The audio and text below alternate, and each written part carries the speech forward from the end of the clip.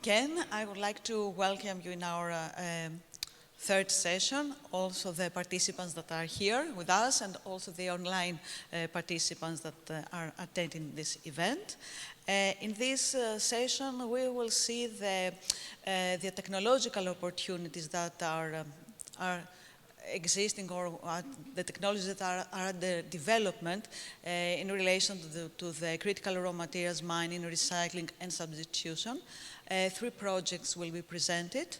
The 2 of them are Horizon 2020 projects, and the one is funded through the EIT raw materials. And we will start with our first project. Oh, I would like also to remind the online participants to submit their questions through the Slido. And we will start with our first presentation. The project is Circular Mine. It is on the development of sustainable and cost-effective technologies to secure European access to critical raw materials from the seawater. The project will be presented by Professor Serena Randazzo. She's an associate professor at the University of Palermo. Please.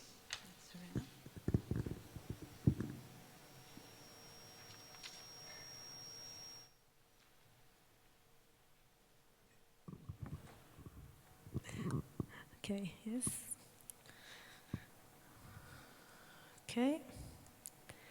Okay, thank you for the invitation. I'm Serena Randazzo from the University of Palermo, and I'm here on behalf of the project coordinator. And University of Palermo is leading this project, which name is Circular Mine, which stands for Circular Processing of Seawater Brines from Saltworks for Recovery of Valuable Raw Materials. Okay, the scope of the project is creating a sustainable circular to mineral extraction. It builds on the ancient and still widely used process of saltworks, where seawater goes through natural evaporation and crystallization in shallow basins. And the resulting brine, called bitter, still contains high concentration of valuable trace elements which can be recovered. And the project will develop technologies that will contribute to securing European access to critical raw materials through circular processing of the abundant bitter resources, which meets the highest expectations in terms of performance, cost, and green credentials. Circular Mine project, which name represents the circular processing of seawater brines from saltworks for recovery of valuable raw materials, was funded within the Horizon 2020 Research and Innovation Action with a total budget of about 6 million euro. It has a duration of 4 years from 2020 to 2024, and the project coordinator is the University of Palermo. The consortium is composed by 12 partner organizations. They are university. There are 5 universities: University of Palermo, the project coordinator, then the University of Turin, which is a third party, University of Helsinki, the Università Politecnica de Catalunya in Spain, and the ENIG, the École Nationale in Tunisia. Then there are 3 research institutes, VTT in Finland, the Fraunhofer Institute in Germany, and the IBET in Portugal.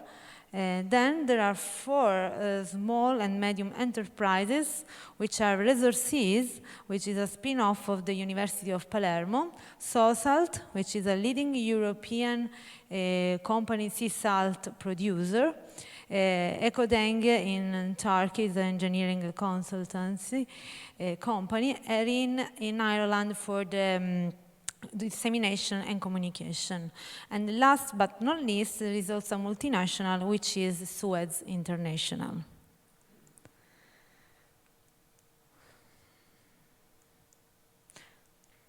Okay, the core idea of the project can be presented in this figure, which represents the circular approach that we want to address. This concept is patented by Resources, was patented a couple of years ago.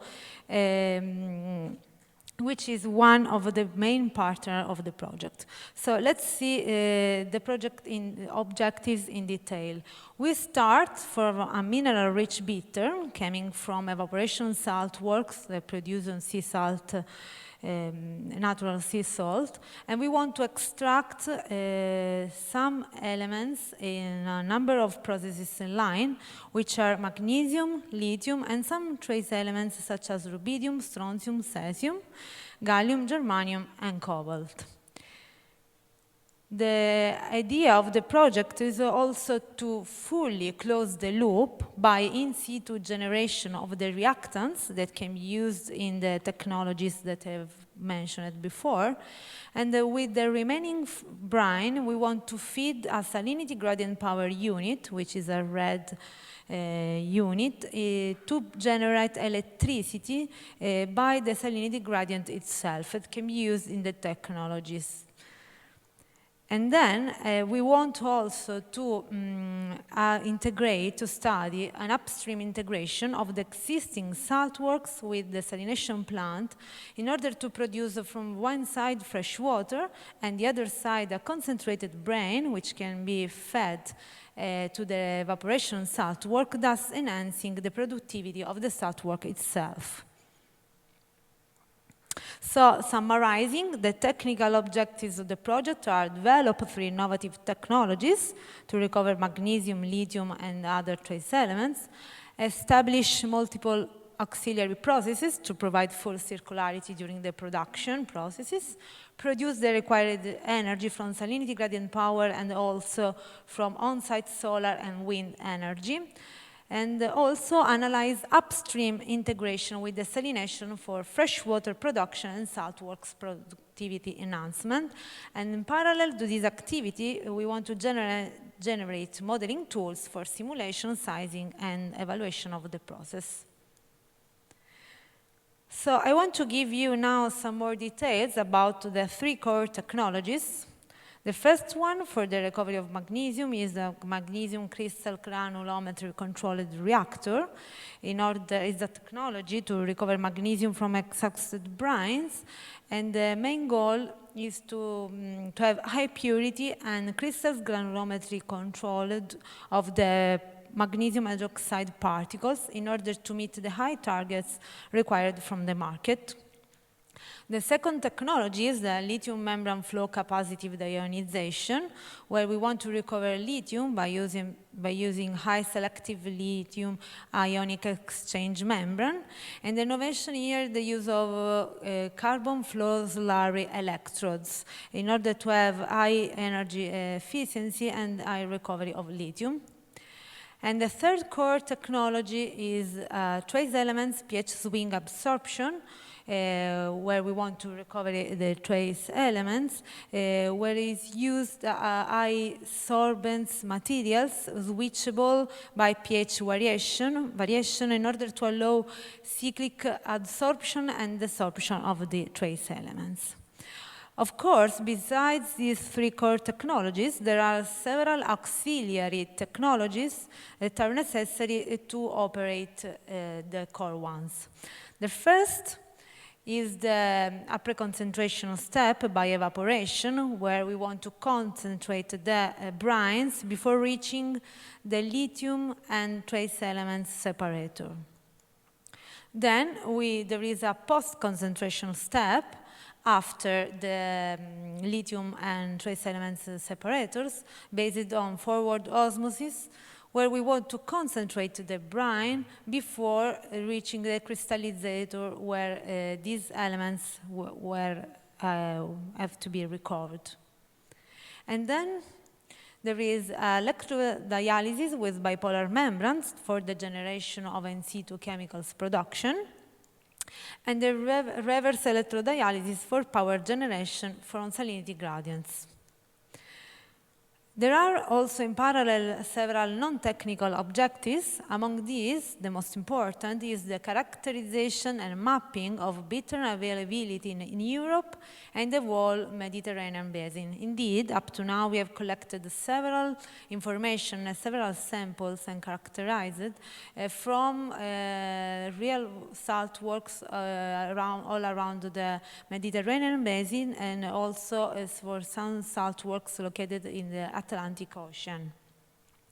In this way, we want to pave the way for further development, ensuring wide adoption and acceptance of our technologies.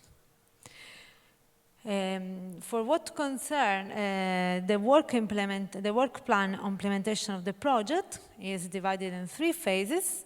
The first one, we are at the end of the first phase, based on the fundamental research via experiments and modeling of our technologies.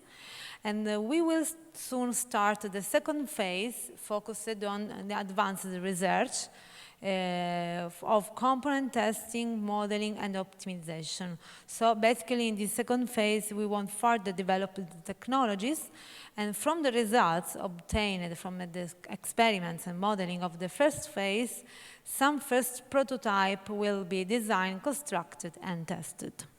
And the last phase, which is the last year, we want to integrate all these technologies in one integrated prototype that will be installed at the premises of the University of Palermo, and will be fed with the real brines coming from the salt works in the west coast of Sicily. In parallel runs a 4th phase based on resource assessment, environmental analysis, and also activities of exploitation, dissemination, and communication. So expected impacts are now quite clear. They will deal with the Circular Economy Action Plan, Blue Growth, and some of the Sustainable Development Goals. So we want to secure sustainable access to magnesium, lithium, and other trace elements within the European Union, support the transition to a clean, low-carbon economy by creating a technology base for radical innovation that would help unlock substantial reserves of new or currently unexploited reserves within the European Union. And we won't present, so the most important topic, we won't present an alternative to the high environmental costs of the current extraction of finite global reserves through a circular process which uses only seawater as an input. Thus, we want to eliminate any requirements for external chemicals and strives to bring the demand, and want to bring the demand for energy and fresh water close to zero. And also, last but not least, we want to mitigate freshwater scarcity, especially in the saltwork areas which typically suffer from civil water scarcity problems.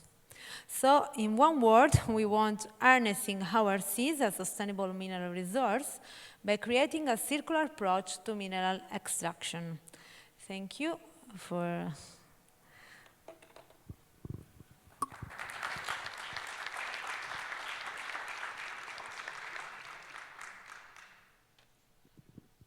Thank you very much, Serena. And now we will proceed to the second presentation. Mrs. Sara Kasmae, which is a research fellow at the University of Bologna, will present the IncoPiles project. It's an EIT-funded project on innovative technologies for the sustainable extraction of critical raw materials from mining activity residuals with focus on the risk strategic areas. Please. Thank you. Good afternoon, everybody. Yes, my name is Sara, and I'm a researcher from University of Bologna. Today, I will present you the IncoPiles project, which is an international consortium mainly focusing on recovery of critical raw materials from mining stockpiles and tailings. And we mainly focus on RIS region. It means innovative regional. It includes mainly the south and eastern south of Europe and the southern Mediterranean area. So is a regional innovation schemes area in Europe. So the project is mainly like matchmaking and networking in this region, but it also includes some research activities on a real case study and pilot in south of Greece. And the innovation themes of the project is exploration, mining, and processing, but focusing on mining, tailings, and stockpiles. And the project started in January 2020, and it will be finished in December 2021. Well, we have partners from different parts, so 5 universities around Europe. It's University of Bologna, University of Delft, Bordeaux, Lorraine, and Technical University of Athens.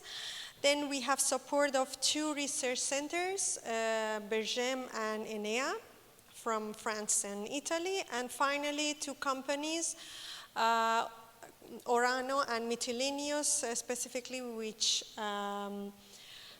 are supporting with their pilots, actually.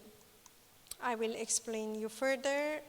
So the background of the project comes from the previous 2 projects we had funded by ROMAT Copernicus program from ET Raw Materials, and it was copiles and bricopiles. In these 2 projects, we tried to work on bauxite mining residuals in Europe, and we started from Copernicus data, so we used Earth observation data for characterization and to find the possible potential of critical raw materials from stockpiles and tailings. So the project objectives are mainly reviewing of possible techniques for sampling, characterization, and processing. Then we try to do a data collection and analysis, specifically focusing on east and southeastern of Europe and Mediterranean countries. Then we try to do valorization of an application for retreatment of critical raw materials, and finally economic and sustainable recovery of critical raw materials from mining residuals. And at the end, the main objective of the project was collecting all experts and all those industries, research centers, and academies who work on this topic together and try to connect them to collaborate and transfer their knowledge in these 3 sectors. So what is done in this project? First started with desk studies. We did a great effort on 3 comprehensive reviews on sampling, characterization, and processing techniques, which already are doing in different parts of the world. And the result of that is a book which will be published. And the title is Mining and Processing Residuals, Tomorrow's Source of Critical Raw Materials, mainly guided by University of Lorraine. And the whole consortium are collaborating, and they are putting their collected knowledge together in this book. Then we did the database of mining residuals, mainly in the Riss region. So we collected all information about abundant mining tails and stockpiles which already exist in Riss area, including Iberian, Italian, and Balkans pilots. And among them, we did some preliminary studies to see which of them can be a potential pilot for our project. So we selected 8 potential case studies, and according to different strategies like the contacts with the owners, the possibilities of doing sampling, and available data, we chose 1 pilot for our further studies. Our case study is in Greece, the bauxite residual of Mytilenius. And thanks to their collaboration, we could start to collect some samples.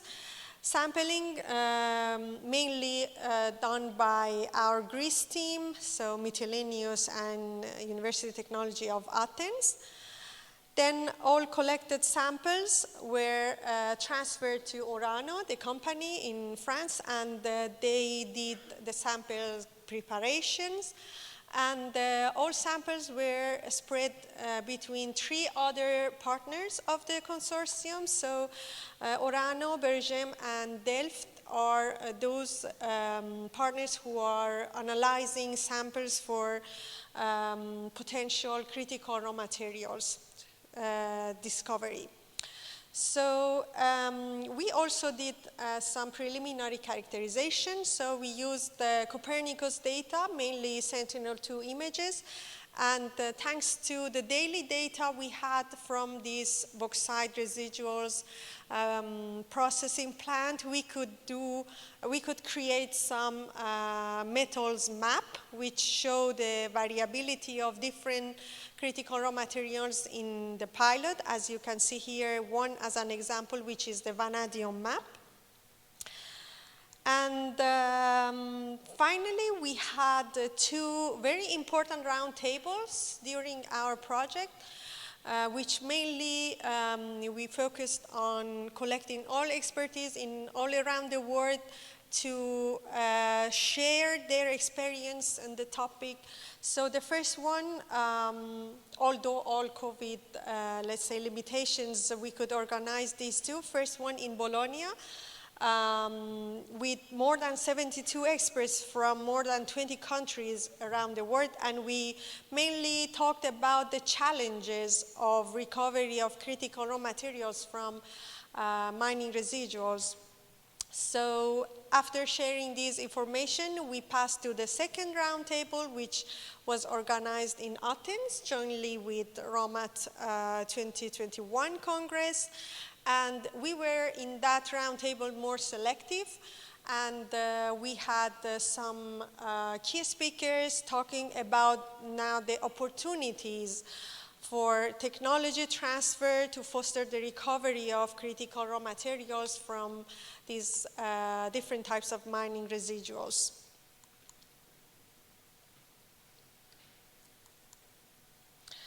And then a part of the project also focused on the economic and environmental aspects.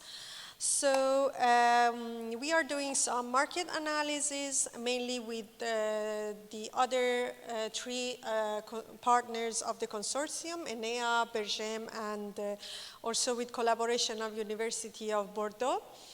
As you can see, when we are talking on real pilots and applications, the market will become more limited because first we have the huge list of European critical raw materials, but then when we go further, we have to limit our work to recoverable critical raw materials.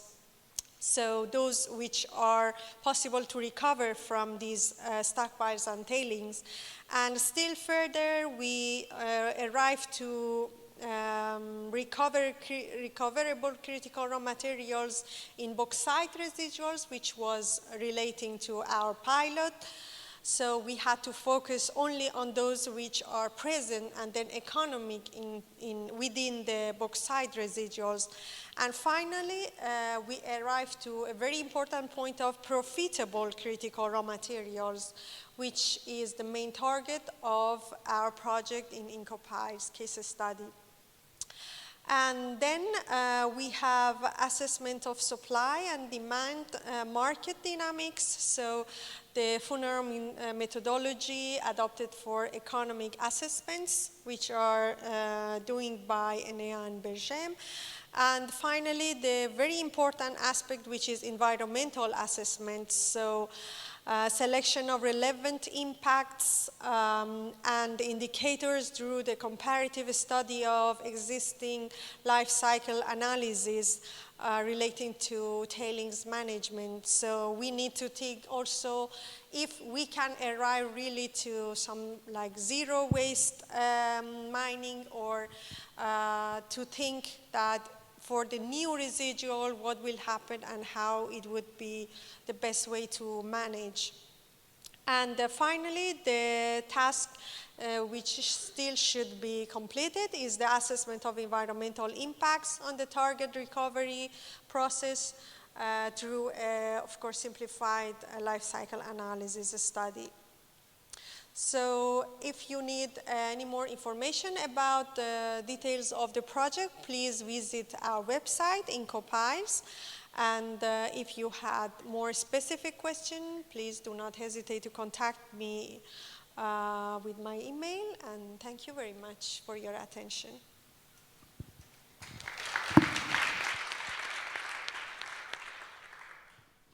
Thank you very much, Sarah. And now we will proceed with the last presentation.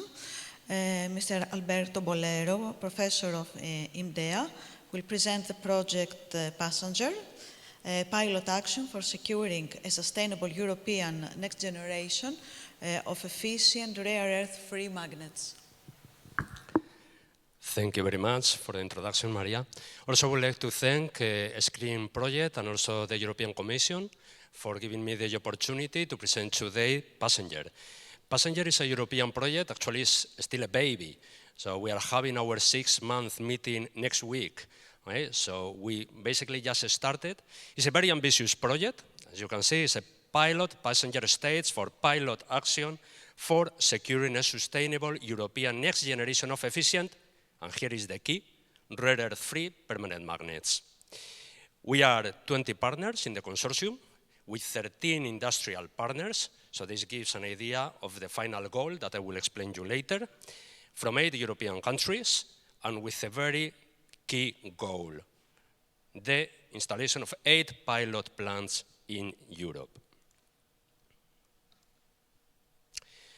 So, as I was explaining you before, I will show you what is the consortium about, our mission, and also what is the final goal that you can see here. Involves industrial technology, also dissemination, but not only dissemination to experts, but also to the citizens, and the final market, electromobility, among some of them. It's a European Horizon 2020 project, and is focused on, you can see here the topic, pilots on substitution of critical and scarce raw materials. What is the specific challenge that is following Passenger? Is the substitution, to reduce the European Union's consumption of critical raw materials in applications of permanent magnets. And for that aim, what we are going to address are 2 different materials: ferrites, improved ferrites, and then manganese aluminum carbide. And of course, the idea is to manage a successful scaling up of all the knowledge and all the technologies that we are going to develop in this project. Integration of the magnets will be done mainly on electromobility applications, but there are also other key applications that will be considered, as I will show you in the following. Already this morning, Roland Gauss from IIT was explaining to you the importance that the rare earth have for permanent magnets applications. They are in all around technologies. And especially I would like to make emphasis on the driving force that electromobility is meaning for the development of the permanent magnet sector. But we have a challenge that we need to address. That challenge is the monopoly of rare earths by some countries, and in particular for the production of permanent magnets, and you know very well as well for batteries, this means an important issue for Europe. So we need to find solutions in terms of substitution, or in terms of recycling, in terms of different possibilities, but to end with a sustainable industrial European landscape. Then also there are environmental considerations. As you may know, in the extraction of purification of rare earths, there are a lot of contaminants. Actually, here in this image, you can see the 2 mines, those dark black parts that you find, and then all the green spots are the residues. Right? So that is something that is really terrible for those villages or for those places where they are doing the extraction of rare earths. And then this is something that we always like to make emphasis. Globalization means we. So that means not because contamination is taking place in another country, this doesn't mean that we will not get affected. Okay? So it's something that we should be very much concerned about it. This is the evolution, and this is something that I would like to remark. This is the historical evolution of permanent magnets with time. Okay? So I will not go into detail, but if you are checking that red region, that is a region covered exclusively by rare earth-based permanent magnets. More remarkable, since 1983, when neodymium, iron, boron, the magnet that you have now in your mobile phone, in the motor of your car, in many places here all around, okay? So there has not been any alternative between ferrite and those rare earth-based permanent magnets, okay? So therefore, it is very important to try to find alternatives. And sometimes it is uneasy as to take, and this is something I used to mention to the students and the scholars when they are coming, like to take the DeLorean, like in Back in the Future, okay? So what is the DeLorean? The DeLorean is, for example, nanoscience and nanotechnology. So they are the new vehicles that can be used to revisit what it was done in the past to improve materials like ferrites, but also we have the alternative of searching for different and for new novel materials. Okay? Here I have tried to summarize different approaches that we can follow, right, to find a solution to this criticality that we have on rare earths. The first one is the search of novel materials. This is something that if you are talking to experts on permanent magnets, you will realize that it's not something that will come in the short, medium term. Actually, there are some very exotic materials, okay? Like I will not come now into detail, but one of the most promising ones is a material that can be found only in some meteorites. So imagine how long it may take to try to develop that material on Earth. So it is interesting to explore. Yes, it is very interesting to explore this possibility, but we should try to find solutions in the short, medium term. For that, there is the possibility of engineering structures or exploring new phenomena, for example, at the nanoscale. And the final aim, it should be a diversification of permanent magnet materials. Okay? So the key is not to go for a direct substitution of rare earth-based permanent magnets, but to find a diversification, right? To be able of using different materials for different applications. And of course, reuse and recycling. That is something that today we are listening a lot.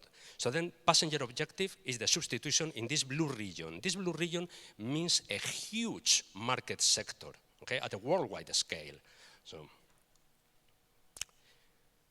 don't run away, I will not go into scientific issues, but this is something that I always like to mention. What we are doing, okay, because this is a project based on translation from results obtained in laboratories in the framework of different European projects to industry. Okay? Remember that at the end, we aim at the development of 8 pilot plants. Okay? So what we are doing is cooking. We start from very good materials. We are processing those materials to end with very good permanent magnets. And I'm going to show you an example. Again, don't run away because I will not go into the physics. It's just to give you a flavor, okay, of what we are doing. This is the case for ferrite. On top, on the left, you have a commercial ferrite powder. And then below, you have one of these improved ferrites that we are processing.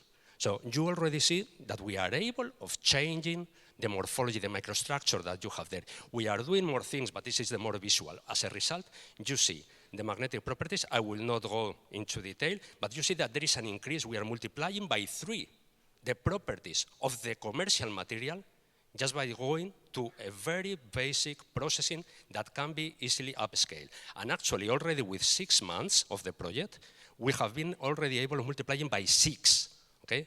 So that is something very remarkable, and actually that is the aim of this project. But then we have also a new player here. We have manganese, aluminum, carbon, because I'm sure you have listened before talking about ferrites. They are very old. But then we are also working on this very promising. It's based on resources that we have in Europe. Okay? For ferrite, we have strontium, we have plenty of resources. Actually, 2 of the main resources are located in Spain, but then also for manganese, aluminum, carbon, there are abundant resources in Europe. And actually, we are already in the preparation of kilograms, tens of kilograms of this material in the project. Okay? Some weeks ago, we already developed 30 kilos, just like a proof of concept of this material to start to work with. Then you may be wondering, is this a realistic objective to substitute these permanent magnets that we have now for other alternatives in specific applications? And the answer is yes. As I was telling you before, this project is based on the success of the development in previous projects. And I am going to show you something that we already did in a project also coordinated by us, by India Nanoscience, and it was the complete substitution of a rare earth permanent magnet motor in an electric motorbike. So actually this was the electric motorbike that was ending that project. Okay? So we did this prototype, and all the magnets that you have there, they are made out of ferrite. So there is not neodymium iron boron there. So this is now the consortium, the passenger consortium. What is relevant here? Well, there is something very relevant. We are covering the full value chain. We have companies and centers working on the development of the material precursor. Then we have also companies working in magnets manufacturing. Then we have companies integrating these permanent magnets in products that we lend, okay, in the citizens, in end users. So it's something that they will be able of checking that is working. And then also, of course, we have centers dedicated to be sure that everything is sustainable, that we are addressing also recycling issues. So the goal, as I was telling you before, is the development of 8 pilot plants following 3 different pilot actions. Substitution by manganese aluminum carbide magnets. The second one, substitution by improved strontium ferrite, as the one I was showing you before, and then the integration in different devices. So you see, as I was explaining before, we have partners from 8 different European countries. And here I want to illustrate what is this flow, this activity flow that we have in this project. So we have the translation from research that was done in the lab to the manufacturing and to the fabrication of different components in industry, then to end with the final products. And as I explained, we have the electric mobility applications, but we have also the integration in pumps, for example, for water extraction. So we have companies like Vilo, CRF, Fiat, OSLV, Tisona Motors. So all of them, they will make the integration on different products. These are just some numbers to give you an idea of the importance. And basically, I will summarize. In the case of electric bikes, we aim at the complete substitution, as well in the case of electric motorbikes, of the motor, of all the magnets, all the rare earth-based magnets in these 2 products. And in the case of electric cars, as I was mentioning before, we have up to 200 applications, automatism, where neodymium iron boron magnets are used. So we intend to substitute all of them. Here, we do not intend to substitute the driving motor. Okay? Passenger at the end, as you have realized, is considered in different dimensions. We have synthesis of the material, we have production of magnets, integration, standardization, since we are also implementing new materials, manganese, aluminum carbide, industrial exploitation and commercialization, sustainability and an assessment of the environmental impact, dissemination and communication. And I like to make emphasis that we are separating, because communication is to make aware to the citizens of the importance of searching for alternative to critical raw materials, and also to demonstrate that it's working, because at the end this research is done with funding from the citizens. So we need to show them why it is important, otherwise it will not make any sense. These are the technological objectives. So it's basically the substitution I was telling you before, and then the integration. Then we have also other objectives related to be sure that the research, that the transfer of this research to industry, that the manufacturing of the products, that the integration is really fulfilling, okay, main premises related to eco-design, life cycle analysis, LCC assessments, and also very important, to take into consideration recycling activities in the production. Right? This is something that also we have experience from different projects before, different partners in the consortium, and the idea is in the fabrication of magnets to be able of re-entering the residue to produce new permanent magnets, therefore closing the loop in industrial plant during production of these materials. Then, of course, it's very important activities like this one today, to be able of networking with different projects, to make clustering, to get feedback from other projects, to try to interact, okay, between the different European projects that at the end we are all searching this successful substitution of critical raw materials, or at least to try to mitigate this situation. As I explained before, again, communication, very important. Right? Otherwise, it will not make any effort. Everything that we are doing, it will not be worth at the end. With all these things I have told you, well, you can realize that passenger is very much aligned with the European Green Deal. And also, the impact that this project will have is very much related in the different steps, okay, of the realization of this project. And then, I just want to thank you and invite you to visit our website to get more information. And of course, we will be more than happy if you keep in touch with us for whatever, okay, for keeping discussions, open questions. So thank you very much for your attention.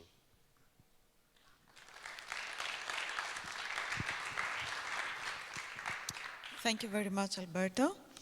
I would like to thank again all three of our presenters. And now it's the time for the questions. I see that there are questions in the Slido. Are there any questions here from the people that are present? Yes, there is one question there. Yeah, my name is Thomas Trondek. I'm from RHI Magnesita in Austria. I have one question to Serena. Thanks for the interesting presentation. We are in the magnesia business. We had also a long time ago a seawater plant in Sicily. Was closed down, unfortunately. I have a technical question. You showed us in the presentation that you won't separate magnesium hydroxide out of the residual brines of these bitters. How will you convert the magnesium chloride that you have normally in there by nature to magnesium hydroxide, because that consumes normally a lot of energy, or carbonates or something like that? Yes, we want to recover magnesium hydroxide by crystallization, so adding a sodium hydroxide solution. So we had an expertise in this field, even if it's a laboratory setup. Thanks to this project, we was to increase the TRL of this equipment. In fact, it is this down in multi-feed PFR reactor at the moment, but want to enhance the equipment to control the granulometry. Then if you want, I don't know, if you want to know more details, I think that the authors that are working, my colleagues that are working on it can disclose the results in some publication.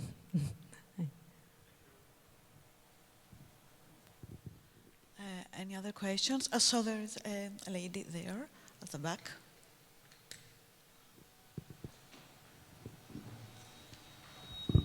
Good afternoon, Rachel Baudry from the French Environment Agency.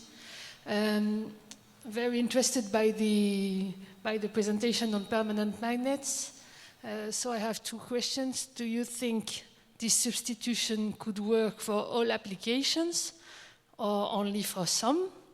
And the second, how much time do you think would be needed not to replace permanent magnets with rare earth by permanent magnets without?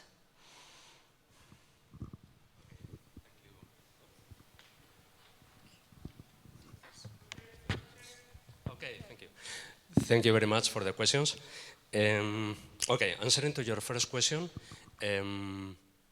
what we are intending is not complete substitution of all rare earth magnets. So actually these two materials will qualify to substitute bonded neodymium iron boron magnets. Okay? So that is already a huge market. Now, going to the another question. Is it realistic thinking now on a complete substitution of rare earth-based permanent magnets? The answer is now or in the near future, not. Okay? As I mentioned before, there are some initiatives. Actually, we are also involved on those ones, but that is actually basic research, and there is the difference, and that is also answering to your question, okay, on how long. It's basic research on alternatives like iron-nickel based, which you may think iron-nickel, but I know iron-nickel, some of you as permalloy is a soft magnetic material, and you are talking about hard magnetic materials, permanent magnets.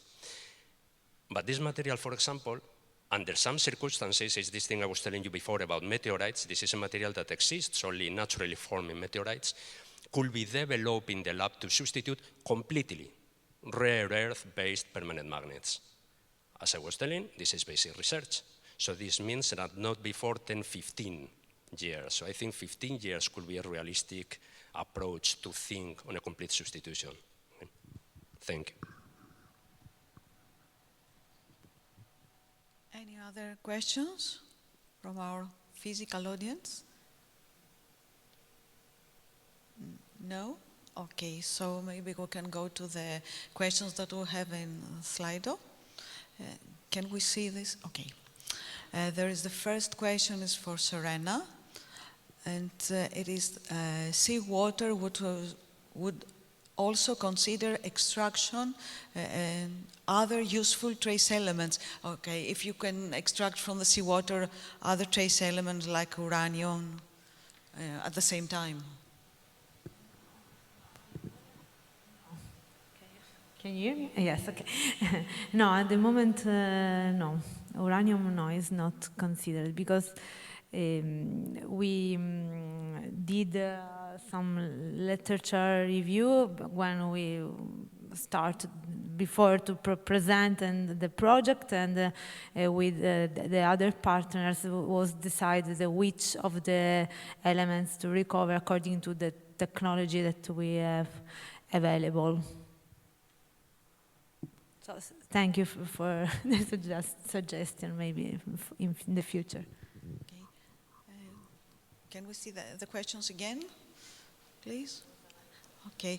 The second one is for Alberto. How energy intensive is the production of the magnets, the aluminium, manganese, magnets compared with that of the ferrites, nickel? Oh no, vanadium. Thank you. Actually, that is a very good question. It's more expensive, the production of manganese aluminum carbide. Okay, the technologies that we are using, they are going to be more expensive, but it is also true that we are aiming at a higher performance in the case of manganese aluminum carbon. So ferrites, we are working in an increase of 5–8% above the traditional ferrites. Okay? This has a cost. What is the comparison? Well, we are aiming at something like $12 per kilogram in the case of these improved ferrites, when usually it's in the range of 8 to 10, the traditional ones. But you are gaining properties, you are gaining performance. In the case of manganese aluminum carbon, you will be able to substitute completely the bonded neodymium iron boron. Okay? So this means it's going to be a better permanent magnet.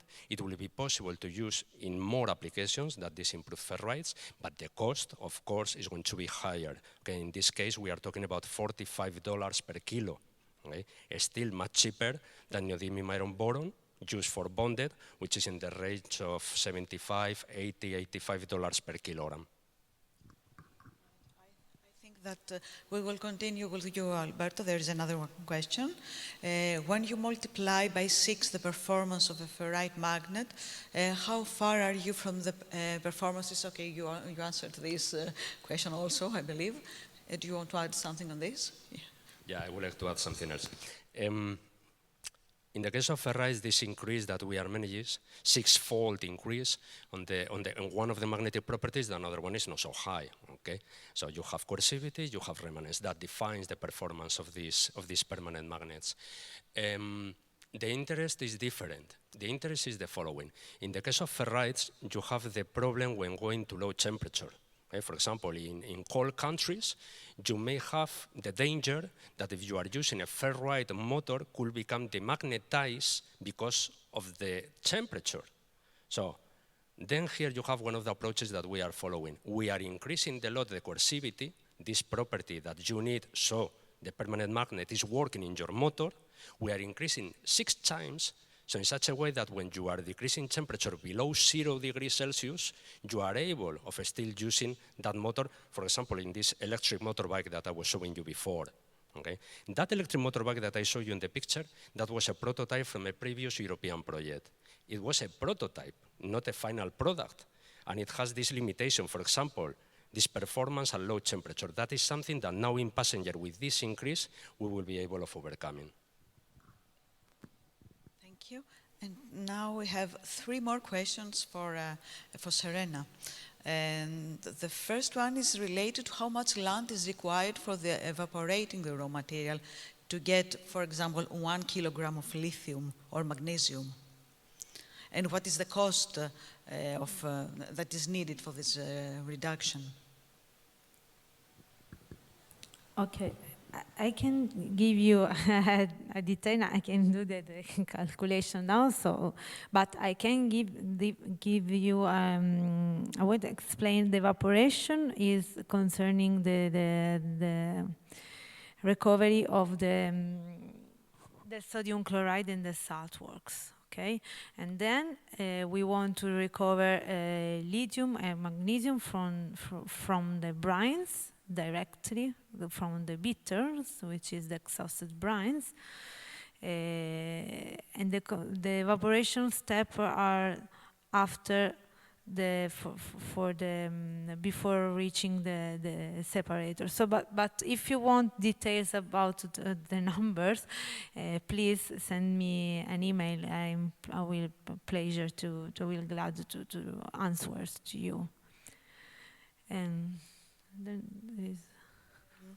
the other question is related, okay, was also on my mind, to how to grip, to see the dimensions a little bit, that if we use all the water of the Mediterranean Sea as a raw material, how many tons of magnesium or lithium we could produce?